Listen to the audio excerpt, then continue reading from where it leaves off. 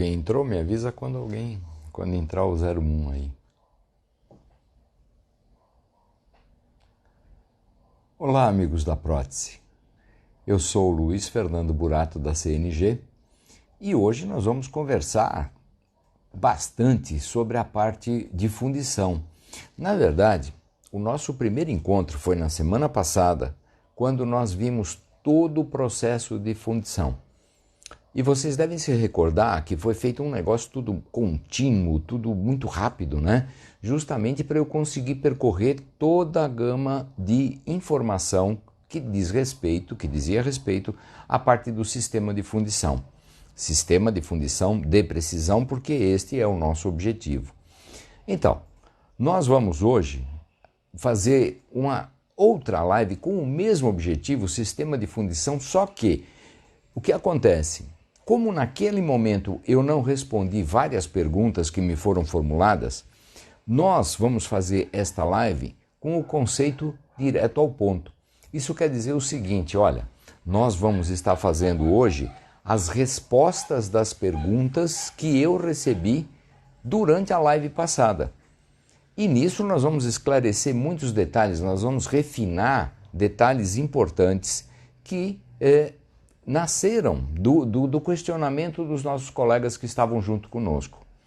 Então eu diria para você que hoje nós vamos pegar detalhes muito minuciosos e baseado nas perguntas que foram feitas. Mas você pode perguntar, você pode continuar a perguntar e aí eu vou respondendo, intermeando as perguntas já elaboradas com as perguntas que você vai me fazer neste momento. Ok? Vitor, a hora que você me disser, eu inicio a parte do conteúdo. Ok, então, vamos começar. Eu vou começar com a primeira pergunta que me fizeram, que diz respeito à diluição da água sanitária comercial para ser usada na desinfecção de laboratório.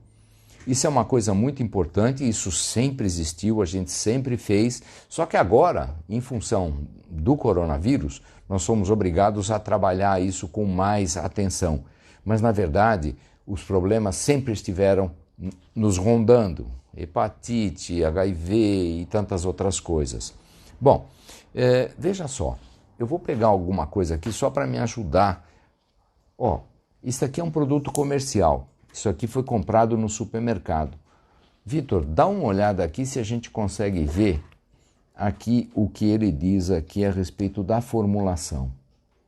Aqui na formulação ele diz o seguinte, que a concentração desse produto ela varia de 2 a 2,5%.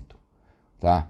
Isso significa o seguinte, isso significa de que o próprio fabricante já dá uma margem de segurança aí em função do quê? Em função de que o cloro é muito volátil. Então, essa solução, ela com o tempo, calor, luz, ela se degenera. Então, vamos considerar o pior caso. Vamos considerar que eu esteja trabalhando com uma concentração de 2%. Então, eu diria, olha, para a gente transformar esse nosso produto no produto que nós precisamos, é este volume aqui, 1 litro, mais 1 litro de água. E aí você vai preparar a sua solução. Nós aqui, o que eu faço? Eu já deixo tudo isso preparado, eu tenho uma cubeta que eu utilizo para fazer a desinfecção de modelos, moldeiras, tudo que chega aqui vai lá para dentro. Tá? Estruturas que foram manipuladas, qualquer coisa que venha do consultório vai passar por uma imersão 10 minutinhos dentro dessa solução. Essa solução, ela fica tampada justamente para minimizar a perda do cloro, só que no final do dia eu descarto e no dia seguinte eu coloco uma nova.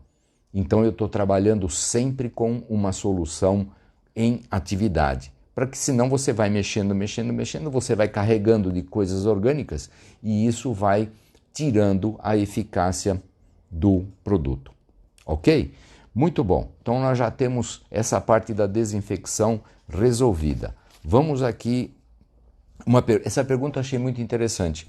Sou técnico em prótese dentária e eu não faço moldagens, porque eu comentei com vocês de que a gente precisa reconhecer que a nossa moldagem, nós tivemos, o material de moldagem conseguiu extravasar.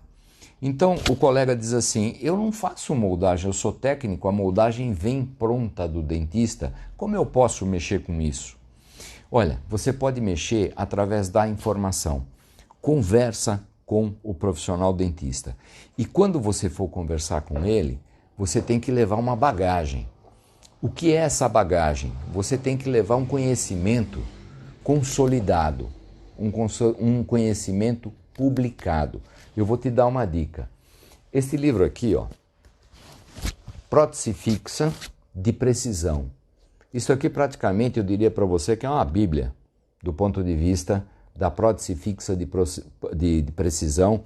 É uma obra feita por Dr. Mário Martignoni. Ela é da Quintessência, ela tem traduzida para o português na tradução do professor Luiz, já lembro o nome dele, e ele, Luiz Zanetti. Então, você vai encontrar o embasamento daquilo que eu comentei com você no livro. Ó. Então, o que acontece? Se você tiver, anota aí, é interessante. Prótese Fixa de Precisão. Autor, Mário Martignoni. Editora, Quintessência. Quando você comentar com o seu dentista a respeito de que o material tem que extravasar para não ficar com tensões induzidas durante a vulcanização do material, cita a bibliografia. Isso dá peso para aquilo que você vai conversar com o profissional, fazendo com que seja muito eficaz a sua observação. E ele também vai notar a diferença. Fique tranquilo quanto a isso.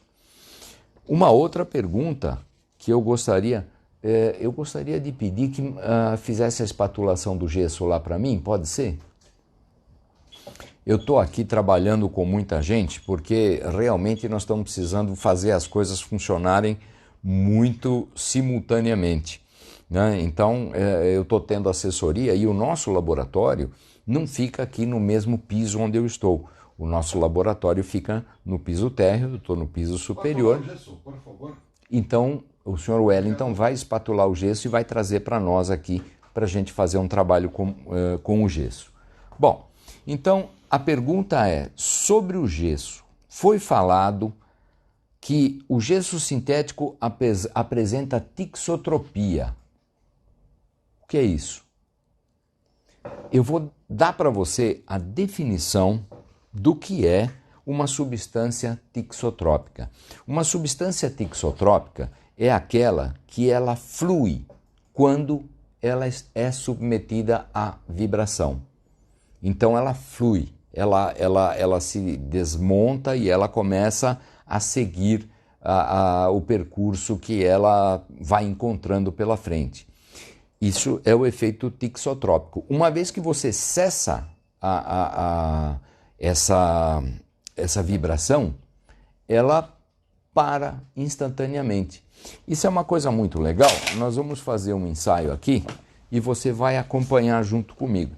Só estou esperando chegar o gessinho que eu pedi para espatular. E olha, essa daqui é a minha moldagem, tá? A moldagenzinha que nós vamos usar como exemplo.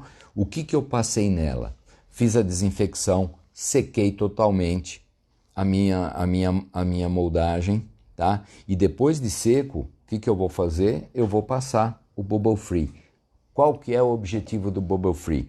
É fazer com que o gesso consiga percorrer toda a sinuosidade desta minha moldagem sem abrigar uma bolha.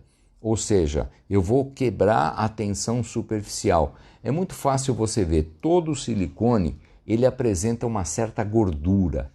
Essa gordura ela é extremamente atraente para uma bolha, para segurar uma bolinha, impedir que o revestimento consiga lavar totalmente. Opa, muito obrigado. A mão da providência trouxe aqui para mim o gesso. Obrigado, Wellington. Eu vou ligar aqui o meu aparelhinho. Veja se você consegue acompanhar comigo este procedimento que eu vou fazer aqui, ó. tá? Você está percebendo? Olha quando eu encostar aqui, o que nós vamos ter? Ó, eu até tenho que ir devagar para que você perceba.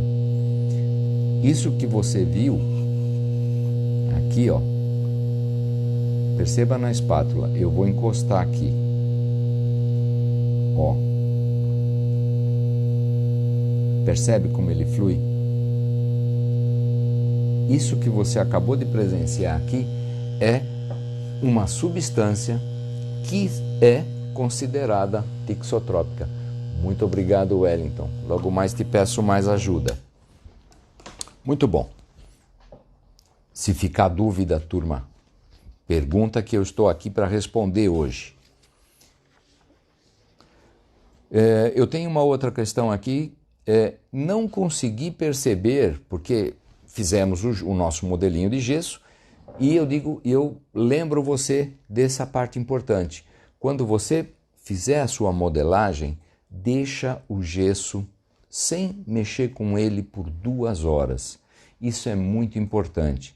Por quê? Você sabe que a massa ela é fundamental nesse processo.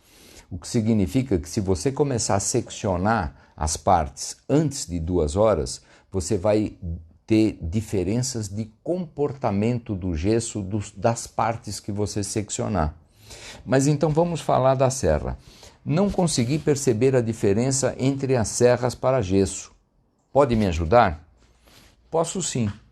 Dá uma olhada aqui comigo. Vitor, por favor, me ajuda aqui, veja se a gente consegue ter uma visão interessante desse processo. Olha, quando você vai trabalhar com cortes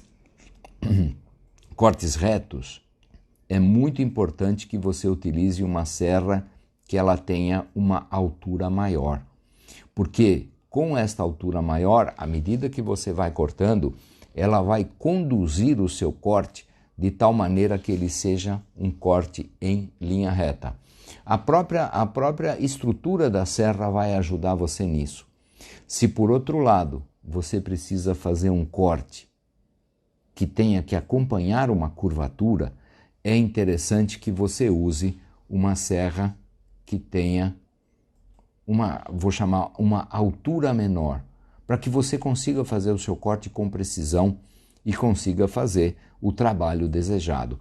Posso fazer um corte reto com a mais fina? Pode, só que ela aí vai ficar por conta da sua destreza manual de não entortar para um lado ou para outro. Tá? Então eu diria, vamos escolher o material certo para que a gente consiga fazer o trabalho certo com mais conforto. Muito bom. Eu tenho um questionamento aqui de um cliente, de um ouvinte, aonde ele diz assim, eu não entendi quando você falou uma cera sem memória. Veja, quando eu tenho o meu troquelzinho e eu vou começar o meu enceramento, eu costumo passar sempre uma primeira camada de uma cera sem memória, ou uma cera que eu já vi com essa anotação no Empório Dental, com a anotação de cera para bordo. Você vai notar que a cera para bordo, a cera sem memória, é uma cera macia. Macia a ponto de que ela não admite nem a escultura. É difícil de você esculpir, porque ela é macia, então o corte não fica preciso. Então você passa essa primeira camada. Qual que é o objetivo? Se tiver qualquer imperfeição no troquel, na hora que você remover a sua estrutura, a deformação fica permanente e quando você fundir, a peça vai encaixar perfeitamente. Eu uso essa cera de uma cor diferente daquela que eu uso para escultura. Porque, inclusive, com isso, na hora que eu estou esculpindo, quando eu chego perto da outra cera, da outra cor, eu já sei que eu tenho que parar, eu não posso aprofundar, eu não posso fazer uma fossa mais profunda nem nada, porque senão eu vou avançar demais, eu vou diminuir demais a espessura do meu padrão e eu fico suscetível a uma imperfeição na hora de fundir. Combinado?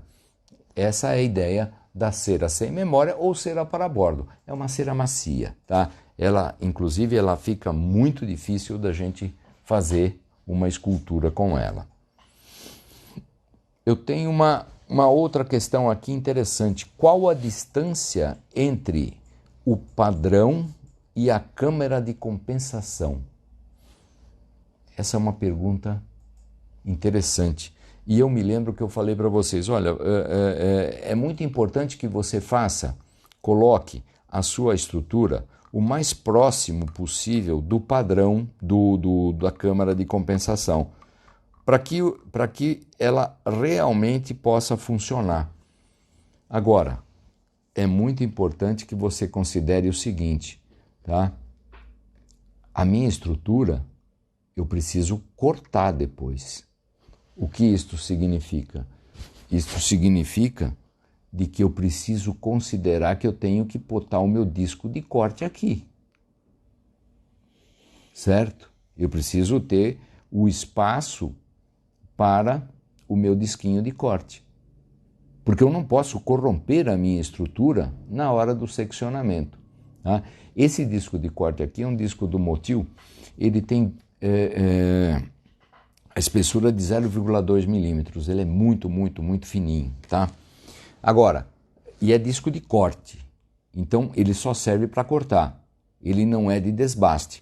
Se for o caso de você usar um disco de corte para desbaste, eu sugiro que você faça o seguinte, ó, no mesmo mandril, coloque vários disquinhos juntos e aí você consegue transformar o seu disco de corte num rebolo de desgaste. Aí sim fica legal. O Motil é um disco muito interessante porque ele é telado. Tá? Ele tem uma telagem de fibra de vidro que protege você no caso dele quebrar. Isso é muito importante, a gente tem que pensar sempre do ponto de vista da segurança do nosso trabalho. Muito bom. Vitor, se tiver alguma pergunta aí... Pode seguir, Samuel. Sigo. Então vamos lá. Eu tenho uma nova pergunta aqui, bastante interessante. Quanto eu devo passar do isolante para troquel antes de iniciar o meu enceramento? Lembram que eu falei para você de que um excelente isolante para a cera é a água. Então, se o troquelzinho seu estiver úmido, ele naturalmente já será um troquelzinho isolado. Por quê? Porque toda aquela porosidade, aquela microporosidade do gesso, ela vai estar inundada de água, o que vai impedir que a cera entre dentro daquelas microporosidades. Se ele já estiver úmido, eu diria para você, você vai aplicar, vai dar uma pinceladinha, aguarda coisa de 2 minutos e você pode começar o seu enceramento sem nenhum problema. Agora, suponha, o seu modelinho ficou lá, está pronto no seu setor de gesso, chegou para você para iniciar o enceramento.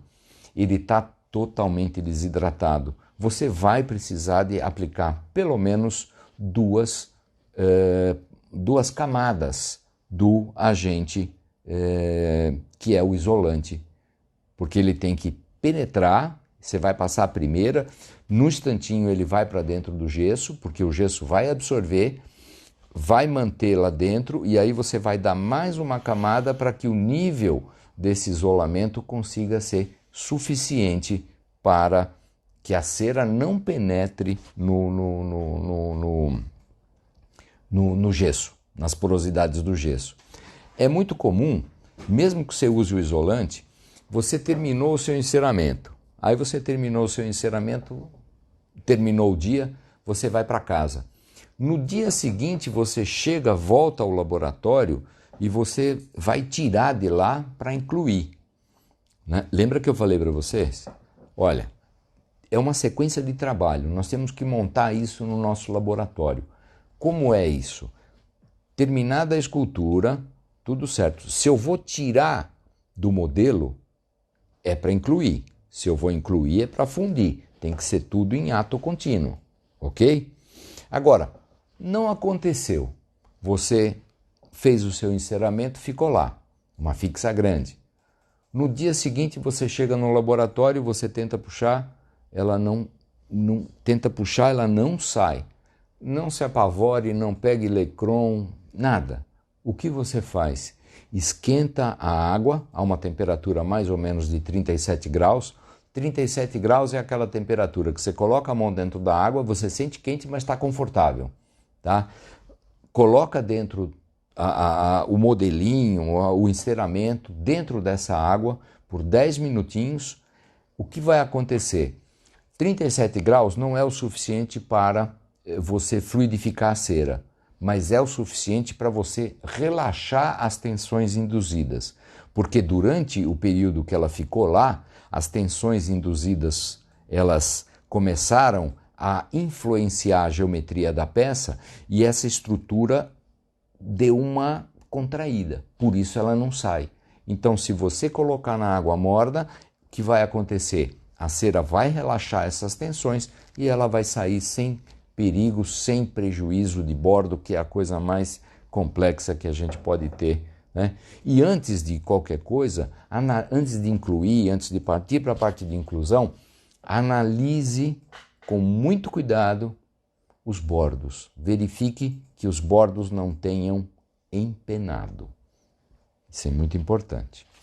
Sr. Luiz, Pois não. o Thales, ele perguntou qual o nome desse disco. Usamos um de carborundum, porém não tem essa telinha. Quando quebra, voa para todos os cantos.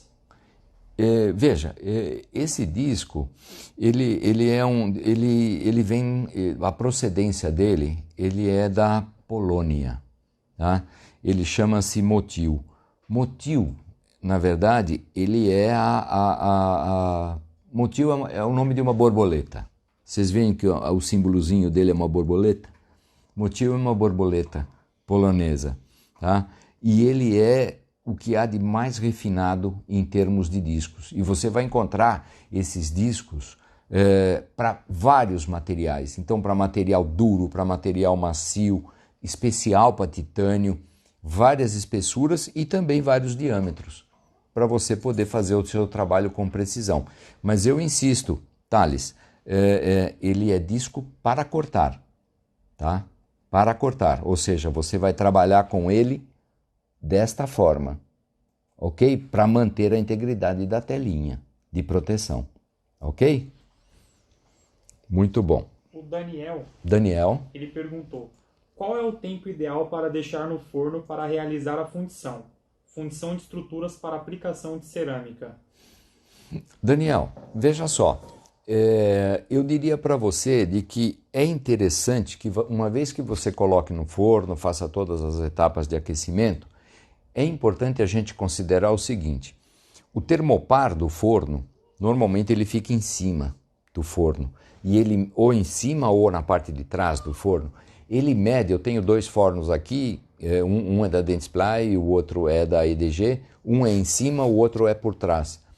E a temperatura que ele mede é exatamente na ponta do termopar, o que não quer dizer que toda a câmara do forno esteja na mesma temperatura. Então, a rigor, você tem que esperar, no mínimo, 30 minutos. A hora que ele chegou na temperatura, você tem que aguardar por pelo menos 30 minutos, tá?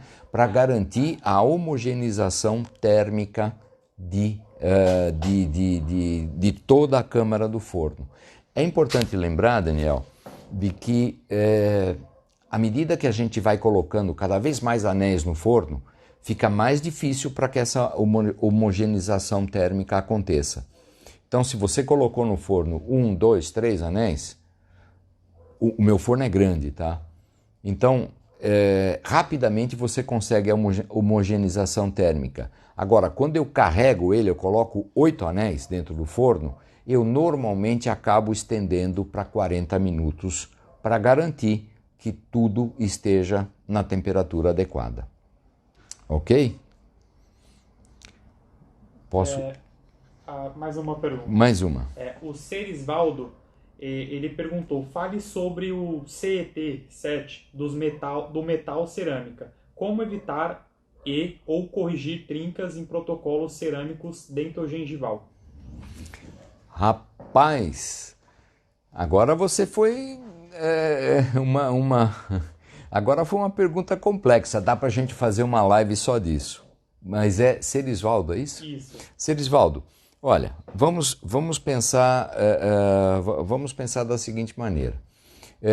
O coeficiente de expansão térmica, né, o coeficiente de expansão térmica, ele quer dizer o seguinte, olha, na hora que a porcelana está passando do estado gelatinoso, porque ela não fica líquido, mas ela fica meio borrachoide, para o estado sólido, é o momento crucial aonde é preciso ter a compatibilidade entre a expansão térmica, contração térmica, no caso, do metal e da porcelana. Sempre lembrando o seguinte, a expansão térmica do metal tem que ser sempre, no caso a contração do metal, tem que ser um pouquinho maior do que a da porcelana. Qual que é o objetivo? O objetivo é a gente manter essa porcelana sempre sobre compressão, tá? Ou seja, imagine, eu tenho um corpo aqui, coloquei cerâmica em cima, tá? E aí o que acontece?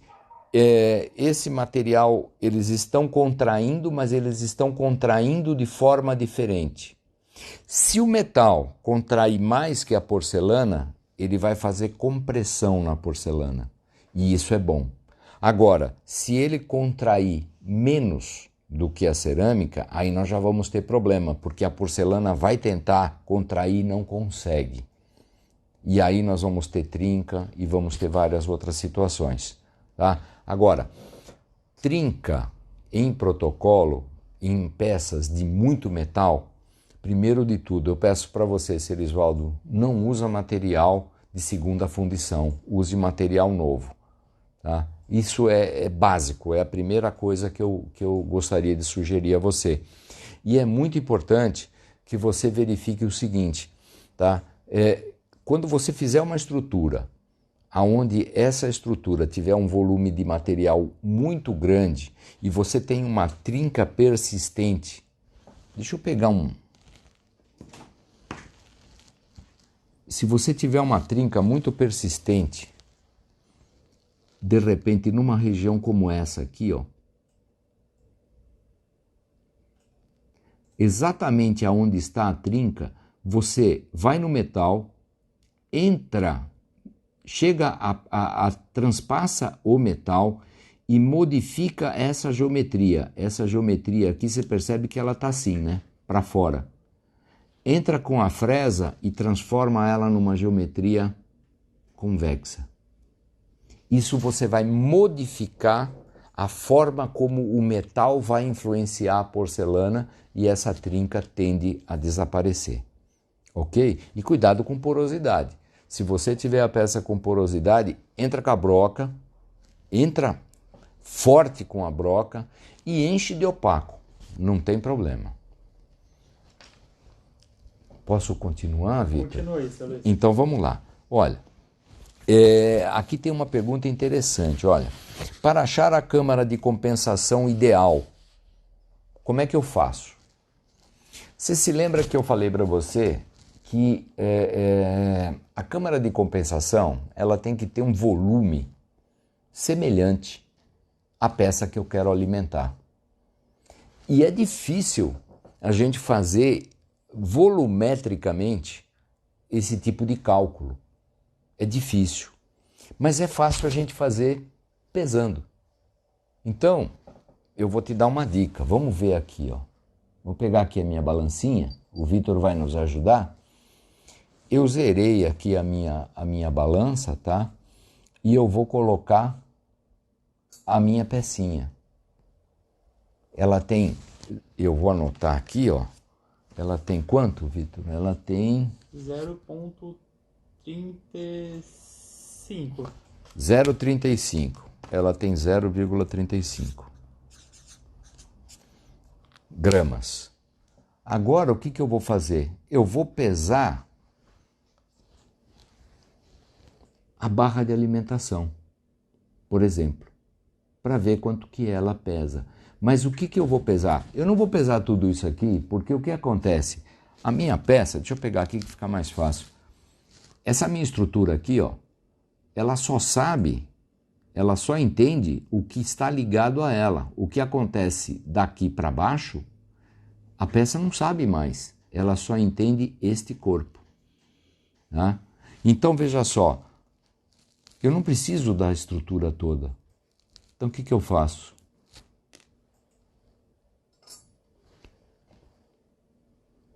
Eu tenho 0,40. Não é isso? Isso. Você concorda que esta barra tem capacidade de alimentar essa minha pecinha? Essa é a ideia. Então, ó, quando você pegar esse você tem um monte de coisa aqui, ó, para escolher. Mas você faz o cálculo. Você fez uma vez, não precisa fazer mais. Eu até te dou uma dica, ó. A barra média, ela tem 0,4. Deixa eu dar uma inicializada na balança para ficar melhor. E eu bato na mesa, a balança se atrapalha. 0,4 gramas. Então, a estrutura que eu vou fundir, se ela tiver 0,4 gramas, esta barra é capaz de suprir a necessidade desta minha peça.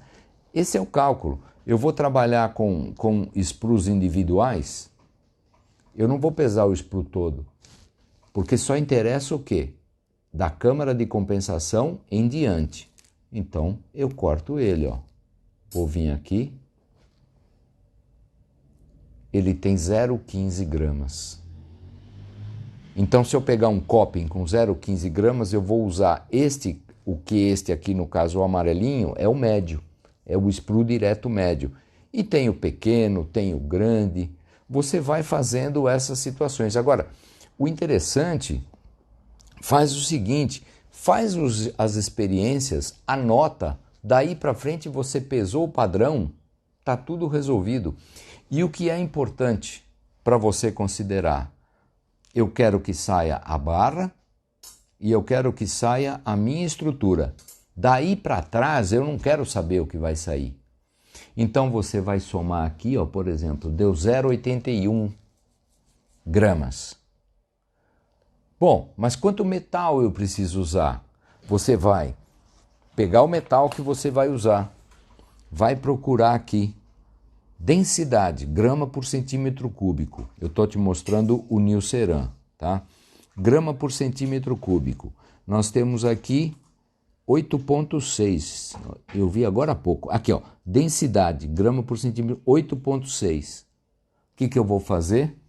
Eu vou chegar aqui e vou fazer o 0,83, que eu estou lendo na balança. A balança fica medindo meio aleatoriamente, porque ela vibra e ela se atrapalha. 0,83 vezes 8,6, chego à conclusão que eu vou precisar algo em torno de 7 gramas para fundir todo esse conjunto. Você percebe como você vai usar menos liga? Você vai... Então eu digo para você, é interessante esse tipo de cálculo, porque você passa a desperdiçar, passa a não mais desperdiçar a liga, para evitar de ter que ficar refundindo botões que você tem. E é um transtorno refundir o botão, em particular de uma liga de alta fusão. Sr. Luiz, pois não. O Faber, ele está perguntando, água mais detergente mais álcool serve como antibolha? Água mais detergente mais álcool. Mais álcool. Eu diria para você de que sim, serve, mas não junto. Uma travada, voltou agora. O senhor pode repetir? Então, a pergunta do senhor... Do Faber, água mais detergente mais álcool serve como antibolha? Água mais detergente mais álcool serve como antibolha? Serve, mas não junto. Porque, na verdade, o que acontece? A ideia de você colocar o álcool dentro da solução que tira, que é o detergente, você coloca o álcool para eliminar as borbulhas, né? A espuma, né? Só que, na verdade, uma coisa neutraliza o outro. Então, se você quiser, você pode lavar a peça. Quando é peça realmente muito grande, muito confusa, eu lavo, pego um pincelzinho, sabão de coco, lavo toda ela, tá? E depois você pode aplicar o álcool como você sugere. Ou então, você usa um agente quebra-tensão que é feito para isso. Quando você aplicar o debubbling, você vai ver uma coisa. Você aplicou em cima da sua estrutura, a sua estrutura que ela tinha uma coloração meia misturada, você vai ver que a sua peça fica polida. Polida. Brilhante. Com ele seco, tá? É muito importante. Você não vai incluir com a estrutura que não esteja seca. Porque como este material é um material orgânico, o revestimento, que é um mineral, ele entra em contato com o material orgânico, absorve e perde a resistência. Então, o importante é você aplicar o agente quebra-tensão, deixar secar e aí incluir. Então, finalizando, você pode usar essa química, mas ela será não tão eficiente quanto você colocar um antibolha feito para essa finalidade. O Omega Próteses, ele perguntou: existe forma segura de fundição rápida sem riscos de distorção para fixas grandes? Omega Prótese é um desafio. É um desafio pelo seguinte: se você fundir estruturas que são retilíneas, eu diria para você de que a gente consegue ótimos resultados. Se você for fundir uma estrutura que nem esta aqui, que eu estou te mostrando, ó, em arco, vai ser complicado. Sabe qual que é o problema? O problema é que essa estrutura, ela não vai fazer isto aqui, ó. Ela faz isso. Ela é sujeita a este tipo de torção. Então eu diria para você, até uma certa dimensão, por exemplo, se eu fizer isso aqui, ó, eu garanto para você que encaixa, sem problema nenhum. Tá? Agora, isto aqui é um desafio. Por quê? O volume de metal é muito grande. Então eu preciso trabalhar com muita seriedade. Eu quero dizer para você, a espatulação do material no tempo correto, a quantidade de líquido no tempo correto, para que tudo funcione. Incluiu, é uma fundição rápida. Essa estrutura aqui, eu fundiria com rápido, com lento, porque essa resina aqui, que é a 3D Wax, ela não dá problema nenhum. Você pode usar essa resina aqui, essa peça foi impressa. Você pode usar, não vai ter problema nenhum do ponto de vista de estourar anel nem nada. Mas normalmente quando a gente faz uma estrutura desse tamanho, a gente faz em Duralay.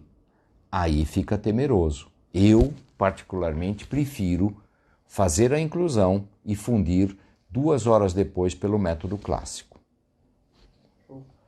O Daniel, ele perguntou: posso resfriar o anel mergulhando ele na água após a fundição? Ou qual a melhor maneira de resfriar rapidamente o anel após a fundição?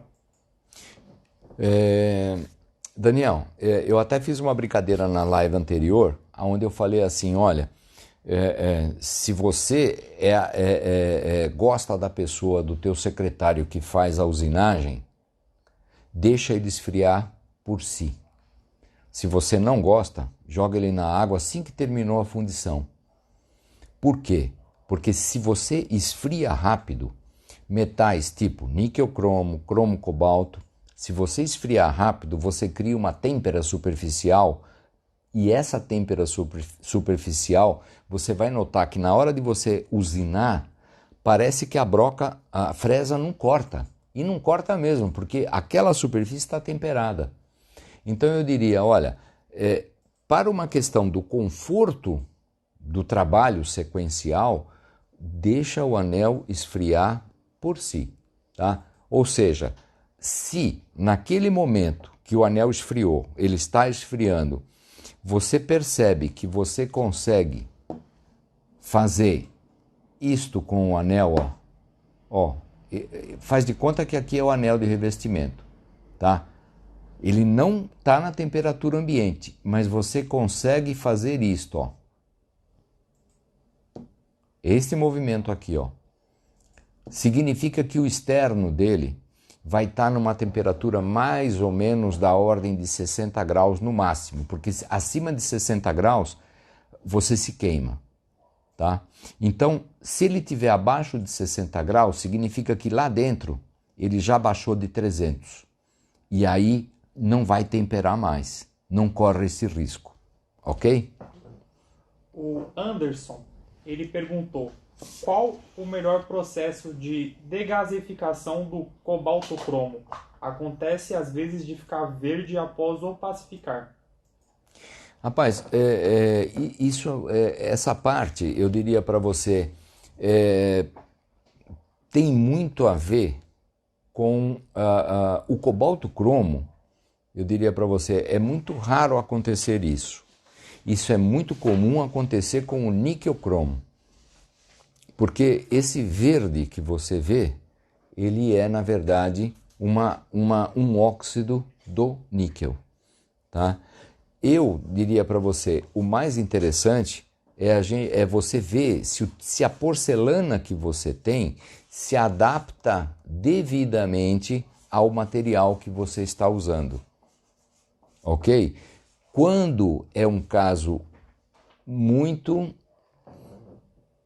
Perdão, então, quando você se adapta, quando você tem um material que você tem alguma dúvida com respeito a isso, existe um material chamado condicionador de metal, que é o pré-opaco, que nós chamamos pré-bond.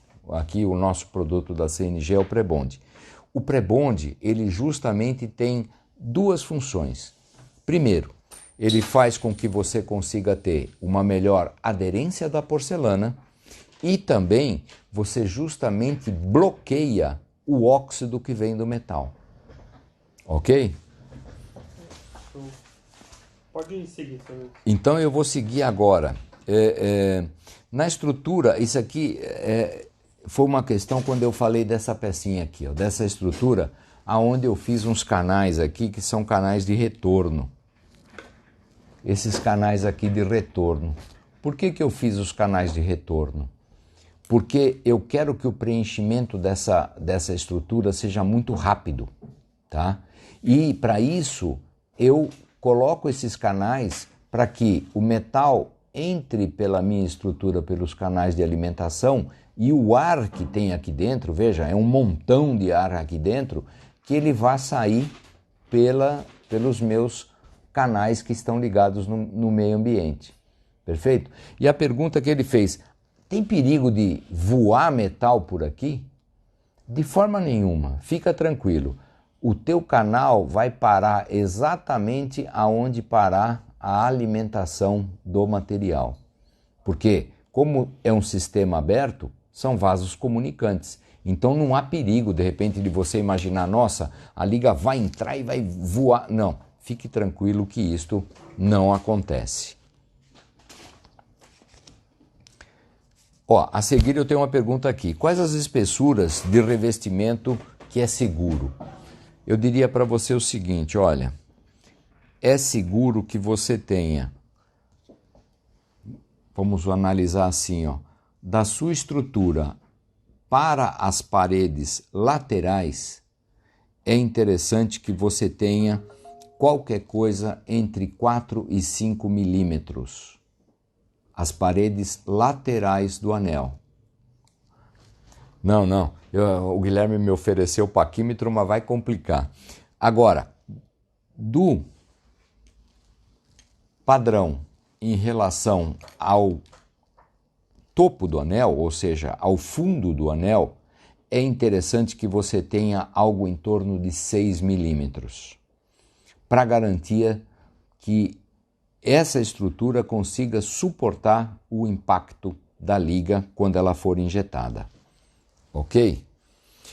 Vocês já devem ter chamado a atenção para vocês que eu uso anel oval, que eu uso anel que tem o formato de um olho e que eu não tenho feito muita coisa com um anel do tipo redondo.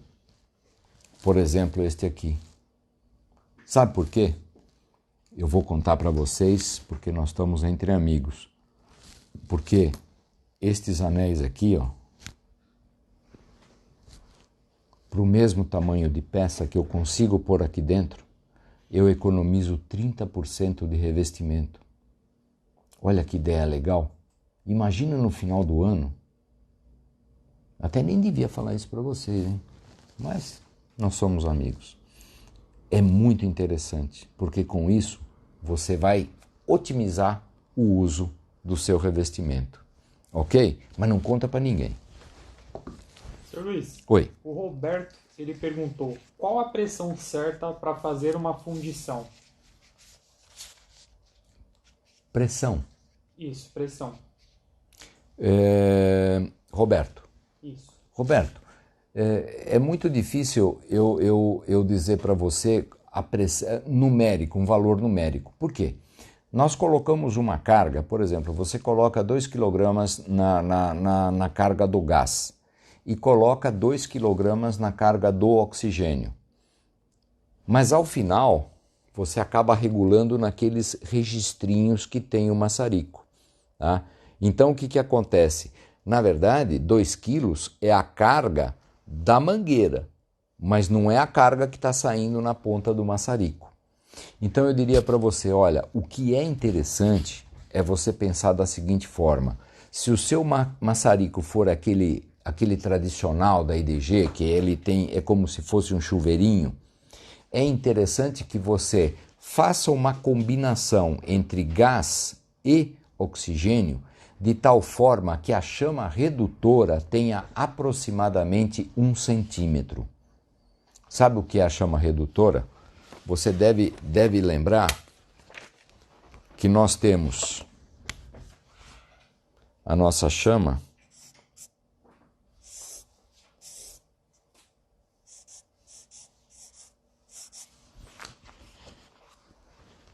essa aqui é a chama do maçarico.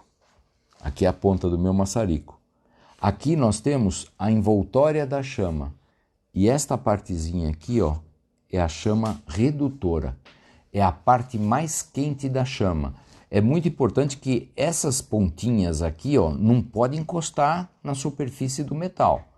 Porque se isso acontecer, você vai volatilizar a parte da liga e isso vai ser danoso. Inclusive dá problema na porcelana quando isso acontece. Tá? Então nós vamos ter que trabalhar próximo dessa região.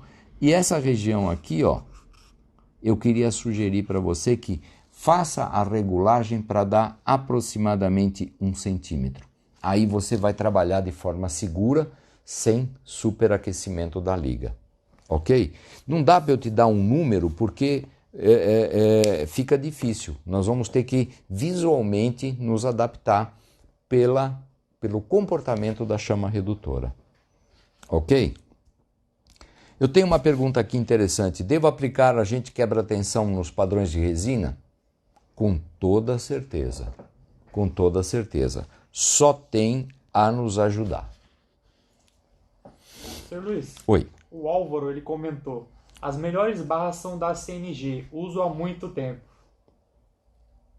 Álvaro? Isso, o Álvaro. Álvaro, muito obrigado pelo seu comentário, rapaz. Eu fico muito grato por isso. Só pontuando que nós temos 2 revendedores online aqui conosco, que é a Zag e o Tony Protético. Então, puxa, saudações, pessoal da Zag, saudações, Tony Protético. É um prazer muito grande ter você com a gente. Afinal de contas, essa oportunidade ela é muito boa para a gente poder aprender e estudar cada vez mais para que o nosso cliente tenha sucesso. O nosso sucesso é o sucesso do nosso cliente. Ok?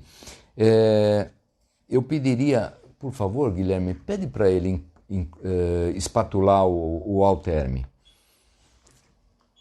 Eu tenho uma pergunta aqui que diz o seguinte: qual a diferença? Eu incluí o meu anel. Incluí com um revestimento que é para fundição tardia ou clássica. É aquela que você incluiu, aguarda 2 horas e inicia o aquecimento com o forno à temperatura ambiente. Agora, Suponha, é o final do dia, incluir. Eu não vou esperar, não dá, amanhã eu vou fundir. Então imagina, você terminou às 6 horas da tarde e vai reaver o seu trabalho no outro dia às 8 horas da manhã. São 15 horas de diferença entre a inclusão e o início do aquecimento. Olha, nós fizemos muitos testes a respeito. Sabe o que acontece? Você perde em 15 horas 20% da expansão do revestimento. 20%. Numa estrutura, copings unitários, uma pequena fixazinha, nada vai acontecer, vai dar tudo certo. Agora, se você imaginar que você está trabalhando, é uma estrutura de implante, por exemplo, tá? Que é uma coisa onde é muito mais importante em termos de adaptação, é muito mais complexo essa parte, você poderá ter, ao fundir, uma estrutura que você vai colocar o análogo lá e ele não vai encaixar devidamente. Então eu digo para você, olha, por isso que é importante, uma vez feito a inclusão, ou é choque térmico, porque aí é fundição rápida, ou, se for um revestimento clássico, você deve aguardar, com certeza, 2 horas, iniciar o aquecimento. Tá? Por quê?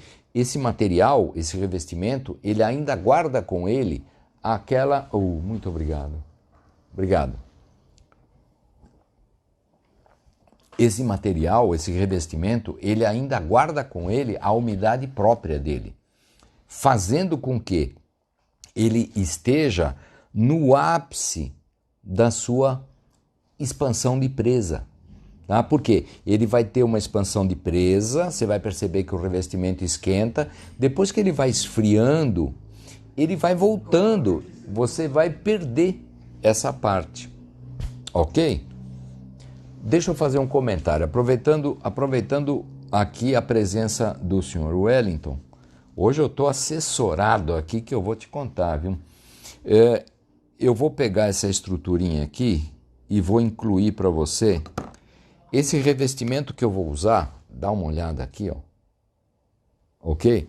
Esse revestimento que eu vou usar aqui é o Alterme, que é um revestimento clássico. Tá prontinho? Tá. Não, tira a tampinha pra mim. Joia. É um revestimento clássico. Ó, vou fazer aqui a minha inclusão. O Alterme, que é um revestimento clássico, na hora que você está manipulando, ele vai ter uma consistência meio arenosa, tá?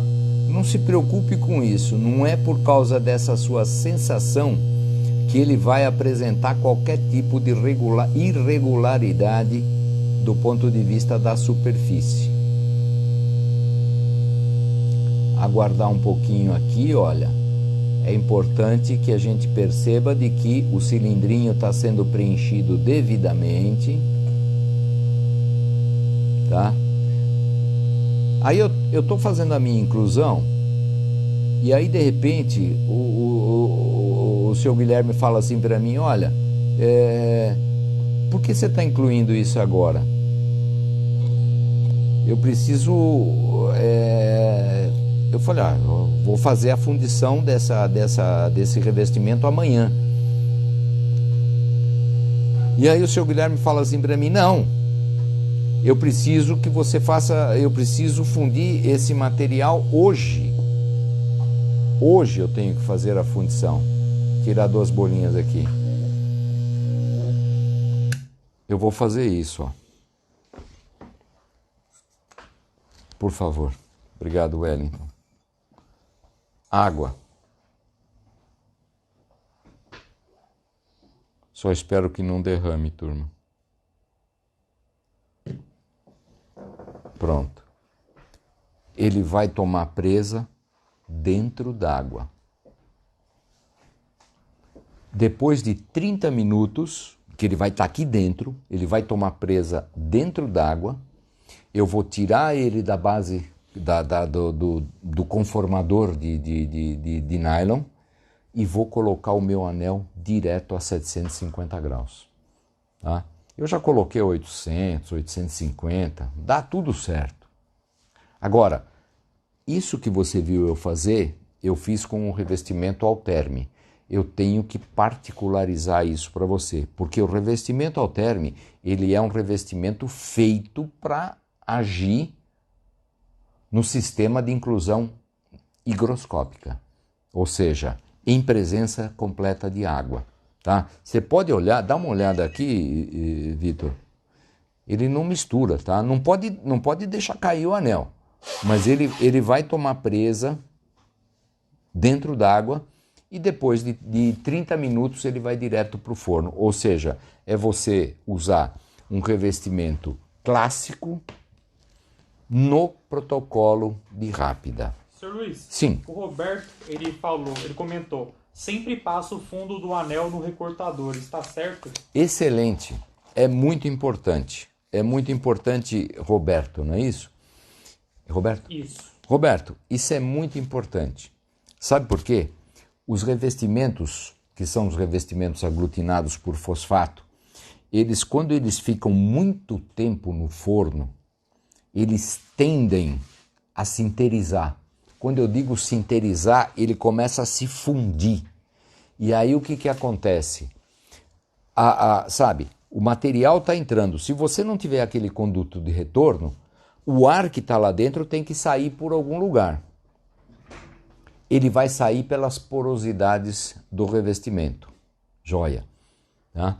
Então, é importante fazer isso, é muito importante. Eu, às vezes, dependendo da situação, não coloquei canal de retorno nem nada, eu acabo, inclusive, dando uma passadinha nele aqui, no próprio cortador de gesso, asperizando, porque aonde ele ficou em contato com a forma, ele ficou liso. Tá? O que significa? Significa que tem uma camada de sílica que impede os gases e o ar de sair de dentro do anel. Sr. Luiz, oi. A Pan, ela perguntou por que na água e o Eliel complementou. Essa água é temperatura ambiente? Vamos pelo clássico, tá? O ideal é que essa água esteja a 35 graus. Se você me perguntar, você deixa com água a 35 graus? Eu uso com água na temperatura normal, temperatura da torneira. Tá? Tenho feito isso e não tem dado nenhum problema. Agora, se você pegar, quem estudou isso foi um cidadão chamado Kamal Asghar, que desenvolveu a propriedade higroscópica de um revestimento, que desenvolveu essa formulação. Tá? Então, na teoria do Kamal Asghar, a água a 35 graus de temperatura. Mas eu digo para você, eu tenho feito, nós estamos em São Paulo, aqui a nossa temperatura não varia muito, tá? Então eu tenho conseguido ótimos resultados com a temperatura ambiente. Sr. Luiz, o pessoal tá perguntando se essa técnica funciona com outros revestimentos. Não. É mais ou menos... Sabe quando o cidadão faz uma determinada coisa e assim, alguma coisa arriscada e ele diz assim, não tente fazer isso em casa?